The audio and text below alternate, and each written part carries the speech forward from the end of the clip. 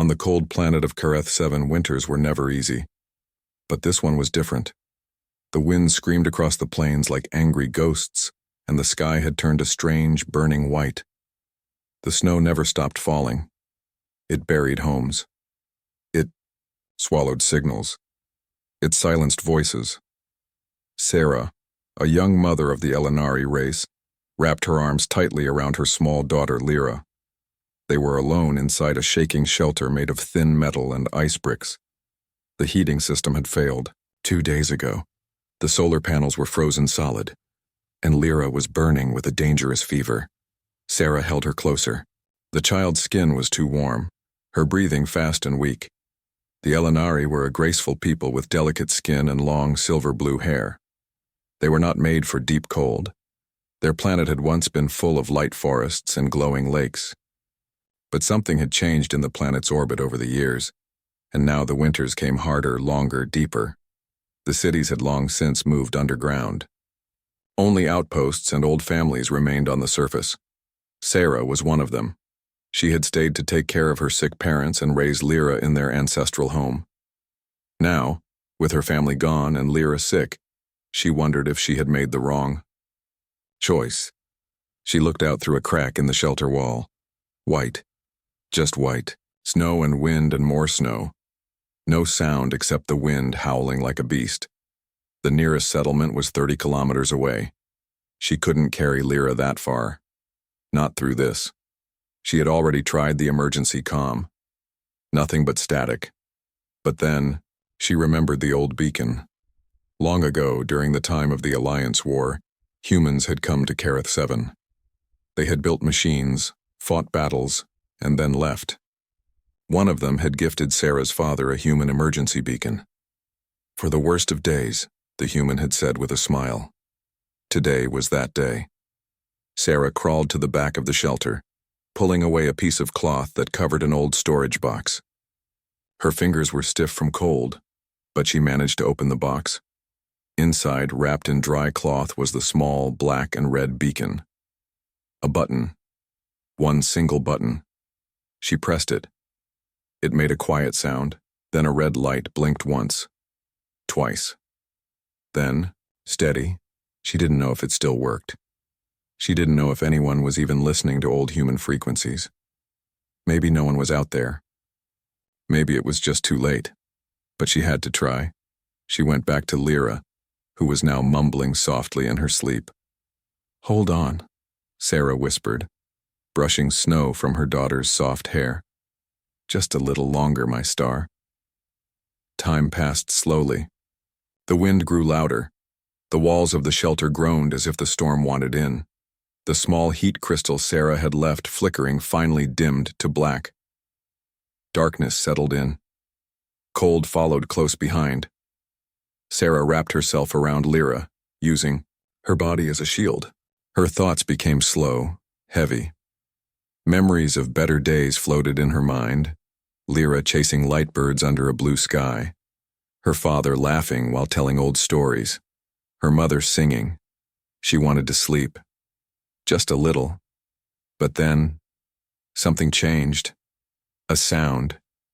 A new sound. Not the wind, not the shelter. A low hum. Mechanical. She opened her eyes. The beacon's red light was now blinking faster. Someone had heard. Far above the frozen planet, Kareth 7, a human cargo ship drifted through space like a silent giant. Its name was the Resolute Ember, a heavy freighter built for long travels and hard work. It carried fuel, food, and tools between distant colonies. Inside the ship, Captain Morgenvoss sat in the control chair. He was a tall man in his late 40s, with short-cropped hair and sharp eyes that had seen many battles. His days as a rescue pilot during the border conflicts were over, but some habits never left him. Next to him sat Tanner, his co-pilot, a younger man who preferred quiet routes and safe landings. The control room lights were dim. Soft music played in the background.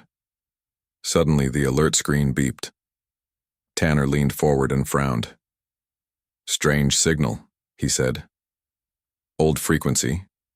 Human, but really old code." from the war era. Morgan stood up and looked at the display. The signal was weak but steady, a blinking red dot near Careth 7's surface. The message was short, just coordinates and a distress flag. No ID? Morgan asked. Nothing. Could be broken tech. Could be a trap. That planet's surface is a death zone now. Morgan stared at the screen. He knew that kind of signal. It was the type soldiers carried when everything else failed. A last hope. A silent cry. Scan the planet, he ordered. Tanner sighed and pressed a few buttons. Storms are bad. Worst I've seen in this sector. Full whiteout conditions. No landing zone nearby. We'd have to drop in manually and walk. If we even make it through the clouds, Morgan rubbed his chin. How long can we hover? 6 hours tops. Then we're pulled out by gravity drift. Morgan nodded. Prep a descent pack. I'm going down. Tanner looked shocked. Captain, that's suicide. You can't see 5 meters in that storm. The suit heaters will drain in 2 hours. There's a child down there. Or someone who thinks like a parent, Morgan said. That's enough for me. Tanner opened his mouth to argue but stopped. He saw the look in Morgan's eyes. It was the same look he had seen in old war photos. The look of someone who didn't care about odds, only about duty. Within minutes, Morgan was in the drop chamber. He wore a thick exosuit made for deep cold. The armor was old but reliable. He added extra power cells, a med pack, thermal wraps, and a beacon booster. Keep the engines warm, he said into the comm. If I'm not back in 4 hours, I'm probably part of the snow. Tanner's voice came through, low and unsure. Copy that. Good luck, Captain. The airlock hissed. The outside doors opened. Wind and snow howled even in space. Morgan stepped into the launch pod and hit the button. With a loud roar, the pod shot through the sky, cutting into the blizzard like a falling star. The descent was brutal. Wind slammed against the pod. Ice formed on the windows. Alarms blared. The system struggled to guide the pod, but Morgan didn't panic. He took manual control, guiding the ship with his hands and gut instinct. His eyes never left the small, blinking dot on the screen. That was where he was going. He hit the ground hard. The pod skidded across the ice and slammed into a snowbank. The lights flickered, then died. The storm outside roared like a monster. Morgan forced the door open and stepped out. The cold hit him like a wall. His suit's heaters kicked in, but they wouldn't last forever. His helmet screen showed near zero visibility, just wind, ice, and endless white. But he had trained for worse. He set a course toward the signal, locked it into his compass, and began walking, step by step, breath by breath. The storm screamed in his ears. Ice slammed into his suit. But he didn't stop. Somewhere out there, someone had called for help. And Morgan Voss, human hero and stubborn old soldier, was going to answer. Captain Morgan Voss pushed forward through the storm, each step a struggle. The cold clawed at him, but his exosuit burned warm against his skin. Even so, he knew the suit wouldn't hold forever. The heaters were strong, but not built for this kind of deep, bone-cracking cold. The compass on his wrist blinked slowly, guiding him toward the signal. 3 kilometers, he muttered to himself. Keep moving. The world around him was nothing but white. Sky and ground had melted into one. The wind howled so loudly that it felt alive. Morgan kept his body low, leaning into the storm, using the weight of his gear to stay balanced. Every 10 steps, he had to stop to check his direction. It was easy to get turned around in a storm like this, and getting lost meant death. Back on the Resolute Ember, he had studied the map. The signal came from an old Elinari surface outpost. These outposts were simple, just small shelters made of local materials and weak metal walls. They were not made for storms like this. He clenched his teeth. Whoever had sent that signal wouldn't survive long. As he walked, strange shadows moved through the snow. He paused. For a moment, he thought he saw something large moving just beyond, the edge of his vision. A long shape, silent, watching. but when he turned to look, there was nothing. "Snow tricks," he said to calm himself, but he gripped his pulse hammer tighter just in case. The wind picked up, forcing Morgan to stop and brace himself. Ice blew into his visor. He cleaned it quickly, breathing slowly to keep the glass from fogging. Suddenly, the beacon on his wrist blinked red. Nearby. Very close. His heart jumped. He scanned the area. A faint shape appeared in the distance, low to the ground, half buried in snow. He moved faster, stepping carefully over a broken ridge of ice. His boots crunched through layers of frozen dust. The shape became clearer. It was a small shelter barely standing. Part of the roof had collapsed and one side had caved in. Snow piled against the walls. The door was half open, creaking in the wind. Morgan ran to it. Inside, it was dark. His helmet lights lit up the room. There, on the floor, curled up together, were two figures, a woman and a child. The woman looked up weakly. Her eyes were large and silver blue. Her skin was pale, her lips trembling. She was Elinari. The child was motionless in her arms. "Are you the one who sent the signal?" Morgan asked gently, stepping inside. The woman nodded slowly. "The beacon, old human gift, we had no other choice." Morgan knelt beside her and opened his med pack. He touched the child's forehead, burning hot. "She's got a fever," he said. "Too high. She needs warmth and medicine. Fast." He reached into his pack and pulled out a thermal blanket, wrapping it around the child. Then he injected a small dose of universal fever medicine, one of the few that worked on many species. "Come on, little one," he whispered. "Stay with us." The woman watched, eyes wide with fear and hope. Morgan opened a small case and placed a heat core on the ground. It glowed orange and began to warm the air around them. Not much, but enough to buy some time. He turned to the woman. "What's your name?" "Sarah," she said, her voice shaking. "My daughter, Lyra." Morgan nodded. "I'm Captain Voss. I came as fast as I could." Tears filled her eyes. "You're human. You're guilty as charged," he smiled. She looked at him, surprised by his calmness in such deadly conditions. He checked his suit. The heaters were already losing strength. "We can't stay here," he said. "But we also can't move until the storm eases. The best I can do is keep her stable and boost the beacon's signal." He placed a small booster device on the floor and activated it. It sent a strong pulse through the clouds. Now the whole system knows where we are. Sarah hugged her child tighter. Lyra stirred slightly, her breathing steadier. "Thank you," Sarah whispered. Morgan sat down beside them and leaned against the cold wall. "Don't thank me yet. We're not out of this." Outside, the storm still screamed. But now, there was a little light in the darkness. The storm showed no sign of stopping. Inside the battered shelter, Captain Morgan Voss worked quickly, checking his gear and patching up the weak heat dome around the small space. The cold outside was relentless, pushing against every barrier. Sarah watched him with quiet awe. She had never seen a human like Morgan before. So strong, so calm, so full of fire even in this frozen hell. Her daughter Lyra lay still but breathing more steadily, wrapped in the thick thermal blanket Morgan had given her. The fever had not broken yet, but the child's pale face showed a hint of color. Morgan glanced at Lyra and nodded. "She's tough, but this storm is tougher." He moved to the small power core that hummed softly, pushing heat into the room.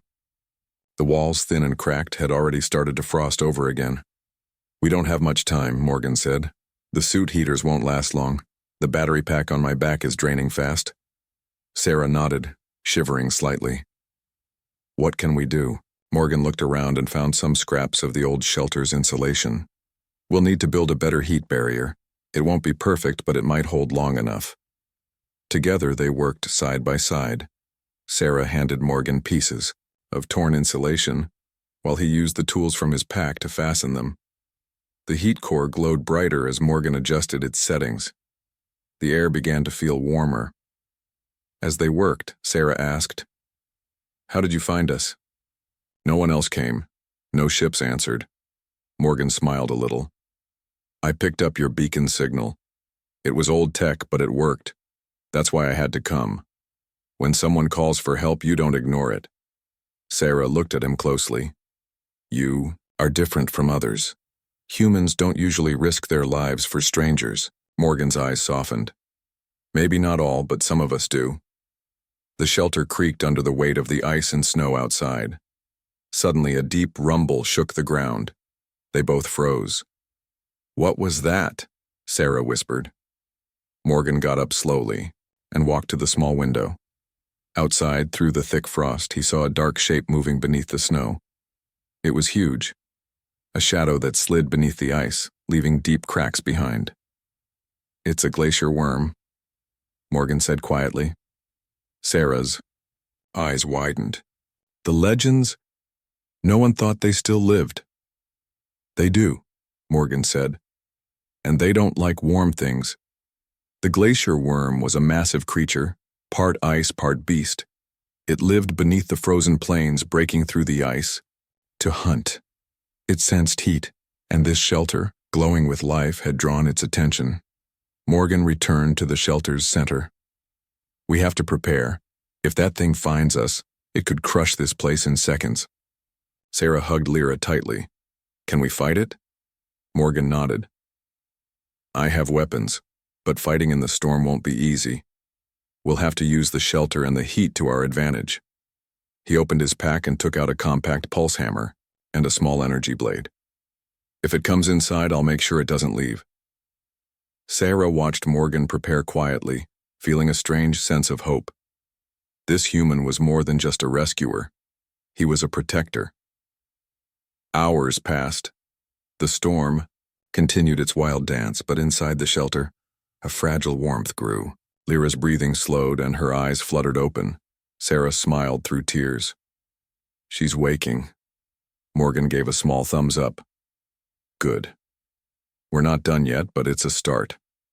Suddenly the ground shook again, this time closer. Morgan grabbed his pulse hammer and moved toward the shelter's entrance. "Stay here, keep the child warm." Sarah nodded, clutching Lyra as tightly as she could. The door rattled. Outside, a low growl echoed through the ice. Morgan stepped into the blizzard, the storm battering him from all sides. The glowing heat of his suit cut through the white world. From the swirling snow emerged the glacier worm. It was bigger than Morgan had imagined, long, with shining blue eyes and ice-crusted scales that glittered like broken glass. The creature hissed and lunged. Morgan met it head-on, swinging his pulse hammer with all his strength. Sparks flew as hammer met ice. The battle was fierce. Ice shards flew, the ground cracked, and the storm seemed to howl louder in anger. Morgan dodged and struck again, using every skill he had learned in his years as a soldier. Finally, with a powerful strike, the glacier worm crashed into a deep crevasse. The ice trembled, and the creature disappeared beneath the frozen depths. Morgan stood there, breathing hard, his suit damaged, but still glowing. He turned back toward the shelter, his voice steady in the calm. "It's done. We're safe, for now." Sarah opened the door just a crack and smiled. "You saved us." Morgan smiled back, tired but alive. "That's what humans do." The storm still raged outside, but inside the shelter, a small flame of hope burned bright. The storm outside did not slow. It raged on, relentless and cruel, as if the frozen planet itself wanted to swallow everything alive. Inside the small shelter, the air was warmer now, but the danger was far from over. Captain Morgan Voss sat beside Lyra, the young Elinari girl, watching her breathe steadily.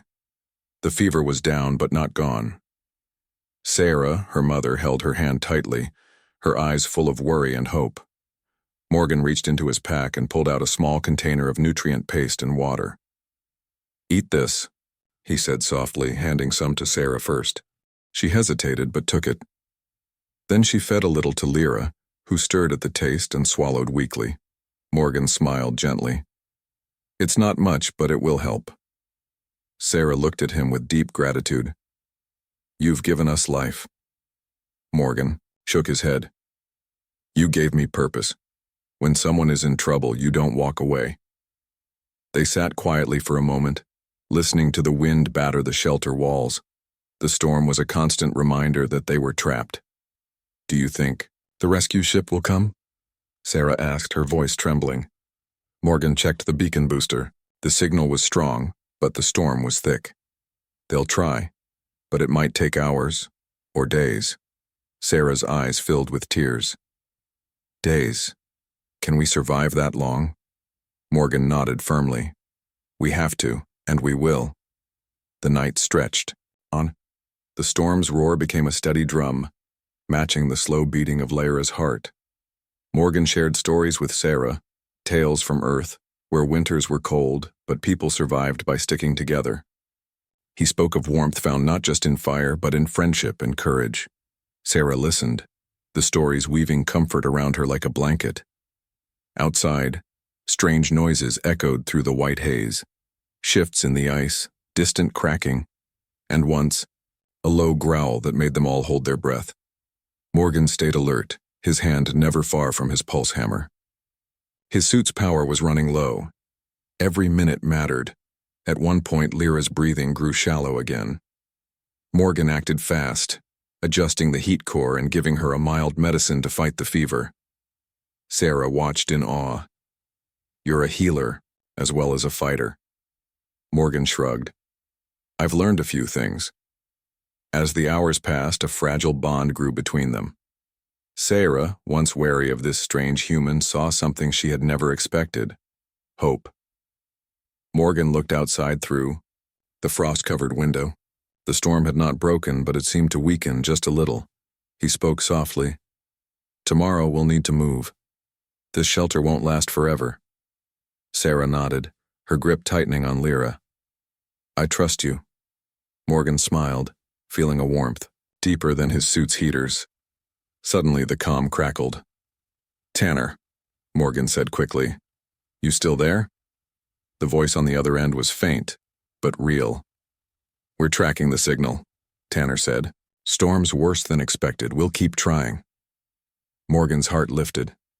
"Help is coming," he told Sarah. "We're not alone." The night stretched longer, but inside the shelter, the fire of hope burned bright. The storm was worse than before. Captain Morgan Voss stood outside the shelter, snow swirling around him like a white ocean. His suit's heaters burned hotter now, pushing against the freezing air that tried to steal warmth from his bones. But the cold was not his only enemy. From beneath the ice, a deep rumble shook the ground. Morgan's visor fogged, and he wiped it clear with a gloved hand. His heart pounded. Something huge was moving nearby, something angry and hungry. Then, through the blowing snow, a massive shape appeared. The glacier worm. It was a terrifying creature of legend, long and thick, covered with ice-crusted scales that shone like broken glass. Its glowing blue eyes pierced the storm, locking onto Morgan like a hunter sizing up prey. Morgan knew he had to act fast. The creature's slow, heavy movements shook the ice beneath his feet. If it reached the shelter, it could crush them all. He gripped his pulse hammer tightly and waited. The glacier worm lunged. Morgan dodged the first strike, barely keeping his balance on the icy ground. He swung the hammer, sparks flying as metal met ice. The creature growled, a sound like thunder and cracking ice. Morgan used his suit's strength to push forward, striking again and again. The worm's thick scales made it hard to hurt, but Morgan aimed for the soft spots under its neck and belly. The fight was brutal. Ice shards flew through the air, cutting the storm's howl with sharp, dangerous sound. Morgan felt his suit crack. Under the strain, heaters flickering dangerously. He knew he could not last long. Suddenly, the glacier worm slammed into a weak spot in the ice. The ground cracked and shattered beneath its weight. Morgan seized the moment.